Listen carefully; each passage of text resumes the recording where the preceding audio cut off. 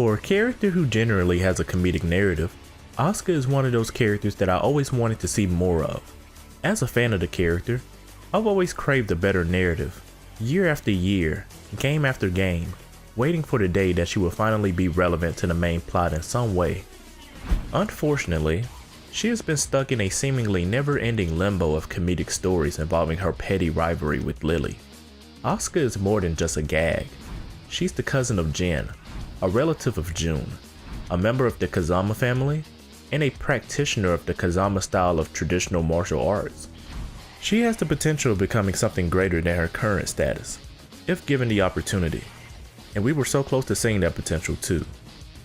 During the events of Tekken 5, her father was injured and taken to the hospital.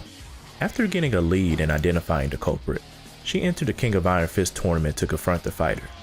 At this point in the series, Asuka was a fresh, new face.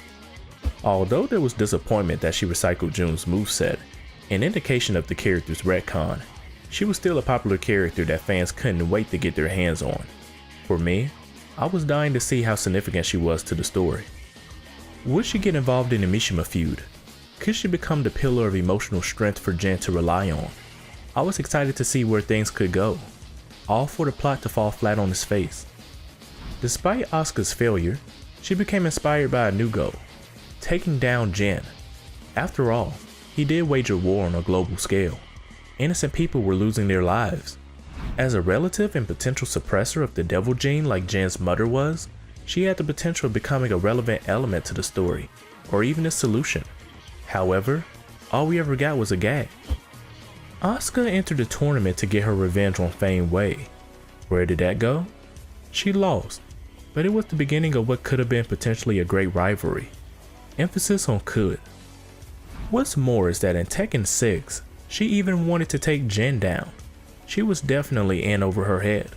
Someone at Namco thought it would be a funny idea to make Asuka the hero we didn't know we needed, deserved, or even wanted.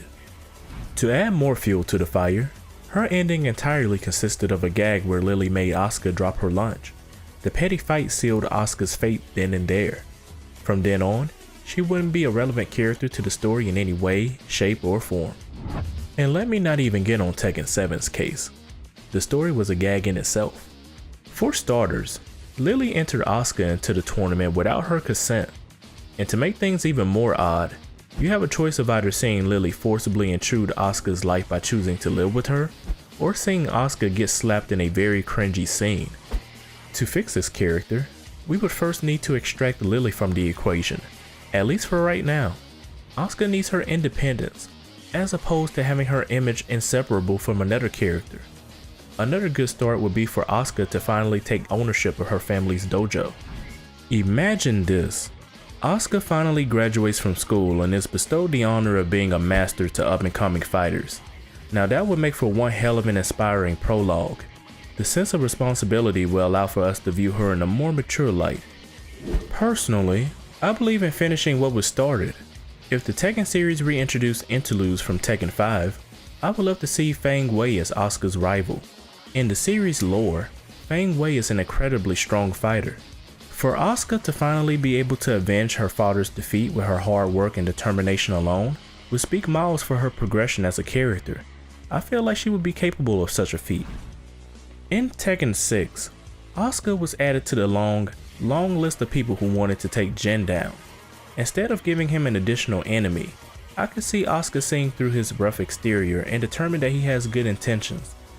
She could offer to introduce him to the family that he had been isolated from all of his life, an offer I could see him accepting due to his profound love for his mother. It would be nothing short of breathtaking to see Jin go from the dark and edgy CEO to the relatable character that he was in Tekken 3.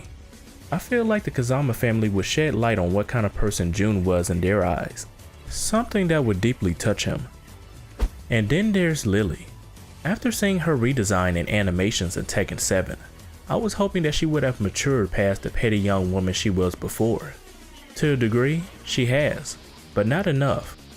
If the story progresses the character beyond their high school years, I would love to see the two have a different dynamic.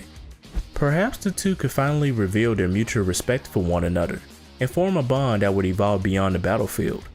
Maybe they could shop together, talk over the phone, become friends as well as rivals.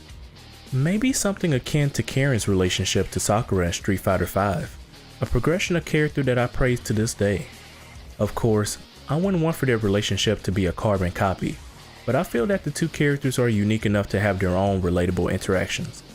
Lastly, I know this is a bit of a nitpick, but it would benefit Asuka's character greatly if Namco could adapt her Tekken 5 design. In that game, she looked so much more mature and level-headed.